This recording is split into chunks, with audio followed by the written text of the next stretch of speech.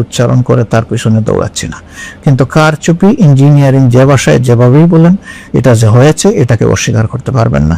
আমি নিজে আমার এলাকায় তার সূক্ষ্মদর্শী, আমি সরাসরি দেখেছি। আমি যে নির্বাচনী এলাকায় আমাকে দেওয়া হয়েছিল সেখানে যেহেতু আমি দেখেছি, আর কোনো জায়গায় দেখার আমার দরকার নাই।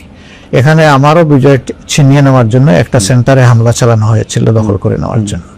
আইনশৃঙ্খলা বাহিনী সদস্যরা যদি তাৎক্ষণিক হস্তক্ষেপ না করতো আমিও হাঁটতাম, কারণ ওই একটা বিল্ডিং এই 26,000 ভোট, আমি জিতেছি 21,000 সামথিং ভোটের ব্যবধানে। তো ওই সেন্টারটা পুরা দখল করে আমাকে 10টা ভোট দিয়ে যদি সব নিয়ে যেত, হয়েছে বাংলাদেশের বহু জায়গায় চিত্র হয়েছে। ইলেকশন ইঞ্জিনিয়ারিং নিয়ে আপনি কোনো কথা বলবেন না, এবং আপনি আসলে ভোটের ফল হওয়ার পরে আপনি অভিনন্দন জানিয়েছেন। আপনি এই কথাগুলি আপনি একই রকম, আমি ওই যে ইতিবাচক ধারা রাজনীতিটা আমরা আপনি একই রকম কথা বলছেন, কিন্তু আমি একটা কথা আপনি অভয় দিলে জিজ্ঞেস করতেই চাই। অসুবিধা নেই। আমি জিজ্ঞেস করতেই চাই যে যদি কেউ ইঞ্জিনিয়ারিংটা করে থাকে এরা কারা আসলে? এরা কি ডক্টর ইউনূস সাহেব? এরা কি ভিতরে থাকা আপনাদের লোক, বিএনপির লোক, সেনাবাহিনী? তারা কারা আসলে?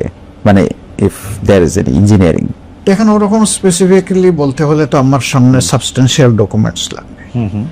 কিছু জিনিস আছে বলা যায় করা যায় না, কিছু জিনিস আছে করা যায় বলা যায় না, কিছু জিনিস আছে বুঝি কিন্তু বলতে পারি না।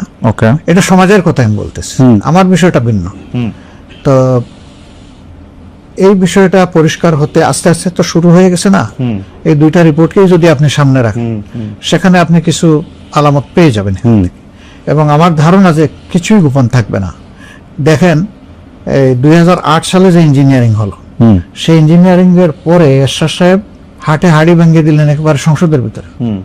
উনি বললেন যে মাননীয় সংসদ সদস্য কিন্তু ভুলে যাবেন না আমরা কিভাবে এই সংসদে এসেছি, কার হাত ধরে এসেছি, সবকিছু জনগণের ভোট নয়, এটা উনি বলে দিলেন একদম খোলামেলা। উনি মাঝে মাঝে এগুলো বলে দিতেন। একসময় বলছিলেন যে এখন আমরা এমন এক জনপদে বসবাস করছি, পরে থাকলে খুন আর বাইরে গেলে গুম, এই শব্দটা কিন্তু উনি বলেছিলেন। এবং সেই সরকারের অংশ, বিরোধী দল সরকারের অংশ, মানে সেই অবস্থায় তিনি বলেছিলেন। আমাদের ধারণা যে ঠাকুর ঘরে খেয়ে রে আমি কলা খাই না, একদিন কি একজন বলে ফেলবে, আপনারা জেনে ফেলবেন। সত্য এইভাবেই প্রকাশ্য নয়। জামাত ইসলামী সবসময় সত্যের পক্ষে লড়াই করেছে। জামাত ইসলামী চেয়েছে